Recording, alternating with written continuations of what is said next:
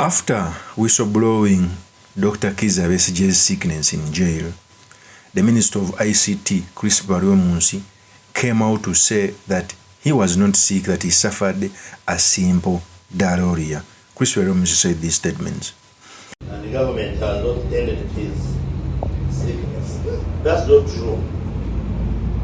A few days back, Dr. Besigye just got some minor diarrheal illness, and he was attended to by his personal doctors and is now well, and is living his usual life within the tribalism. It's contrary to what had been said, especially by his wife, that he's seriously sick and that he is not able to access his personal doctors. That's not true. I have spoken to prison authorities. I have also personally spoken to his personal doctors, who include his own biological siblings, and what I'm telling you is a matter of fact. That is CRIMINAL BARYOMUNSI. First of all, it is so bad that the government spokesperson, who is by the way a doctor, is not heeding to the manners of qualified doctors. The principles of being a doctor, you are not allowed to give details of your patient's sickness without permission. And CRIMINAL BARYOMUNSI came out to reveal that Dr. Kizza Besigye had suffered a simple diarrhea, which is unfortunate. What you are seeing right now is propaganda which is done on Dr. Kizza Besigye. I've done several videos on him stating on why I think he might die in prison. It's not by coincidence. The first son, John Moses Karugaba, has ever come out to say that he found a tree on where to hang Dr. Kizza Besigye. And there is a way how General Museveni plays politics. It normally gets your kinsman to degrade you. The people who are on the forefront of fighting Dr. Kizza Besigye come from his region. First was the deputy speaker, who came out to say that the region has thrown Kizza Besigye in his jail because he's not cooperating with the lawyers. Now Dr. CRIMINAL BARYOMUNSI from Kanungu, that is the Kizza sub-region, is coming out with such statements, not knowing that you are not allowed as a doctor to give details, even if they are true, to the public without the permission of the patient. Now he's coming out to tell the entire public, of course they are lies. It wasn't simple diarrhea. Kizza Besigye has been sick for a long period of time. Okay. CRIMINAL BARYOMUNSI even went on to ridicule the family of Dr. Kizza Besigye, including his wife, telling the public on why WINNIE BYANYIMA is not among the signatories of next of kin of Dr. Kizza Besigye. Said these statements. Maybe to say that when he was taken to Rusira, he provided a list of the next of kin, those who are contacted in case he wants to get in touch with members of his family. The three names he provided do not include his wife. Yes. And maybe that's why sometimes she complained, but that's an internal matter. That's not for us. But the three names Dr. Besigye provided, those are the people who bring him food, who attended to him, but they are there, they are in touch, they include the doctors and his needs. That is CRIMINAL BARYOMUNSI. You clearly see the people on the forefront of pouring water on Dr. Besigye's issue are the people who come from the Kizza sub-region. And that has made the norm when Museveni was fighting Kadaga. The people in the forefront came from Busoga. When he was fighting Bobby Wine, the people in the forefront came from Buganda. It normally picks your kinsmen to downgrade anyone who rises up. In fact, even WINNIE BYANYIMA came out to condone CRIMINAL BARYOMUNSI, saying that he's not a signatory. When CRIMINAL BARYOMUNSI came out to say that WINNIE BYANYIMA is not the next of kin of Dr. Kizza Besigye, in a tweet, WINNIE BYANYIMA said, "End this rubbish talk and focus elsewhere. I'm officially registered at Luzira prison as Dr. Kizza Besigye's next of kin. His other family members are duly listed to bring him food and care for his needs. Minister Baryomunsi is peddling lies to distract from the NRM persecution of Dr. Kizza Besigye." That is WINNIE BYANYIMA. Nobody, especially those who come from Kizza sub-region, would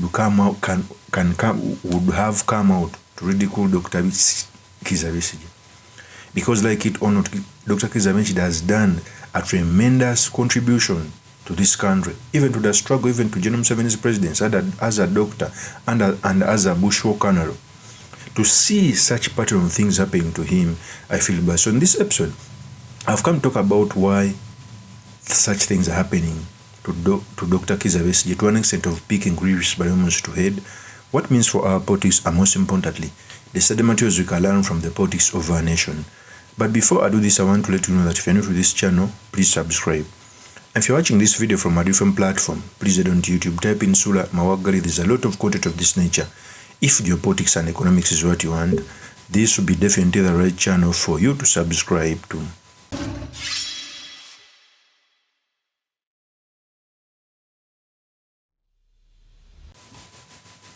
First of all, before we headed to politics, there are some games that we have played. I keep on telling people that in politics, nothing happens by mistake. At first, they caught Dr. Kizza Besigye in Kenya. Till up to now, is in jail. He was first put in a court martial. When the court martial were shot down by the Constitutional Court, it took Dr. Besigye to go on a hunger strike so that his file can be transferred in a criminal division. Now, even after attaining a mandatory bail, spending 6 months in jail, he has never gotten bail.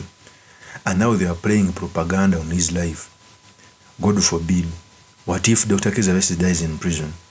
Well, what will Chris Baryomunsi come out to say? Of course, they are shameless. They will come out with another propaganda.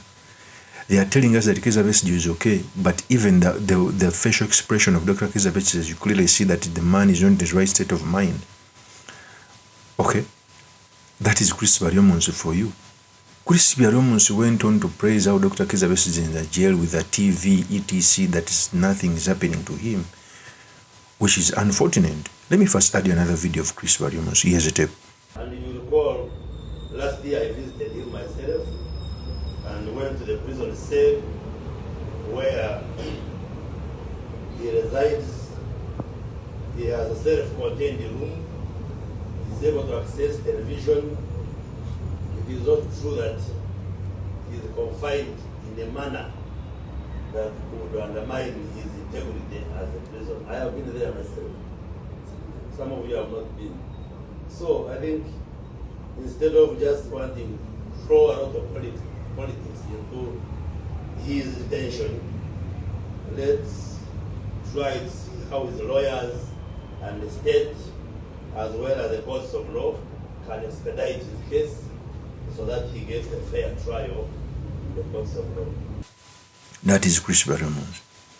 What pains me more is those people who are senior in politics. However much you are NRM, you have a duty to at least play a role within your government, even if you don't go head to head with your boss. But make sure you put up structures that can serve all of us. Fear a day when the same institutions you put on to oppress others are being held by your opponent. Because in life that happens, most especially in politics. Don't make a law to oppress the other, because tables can turn.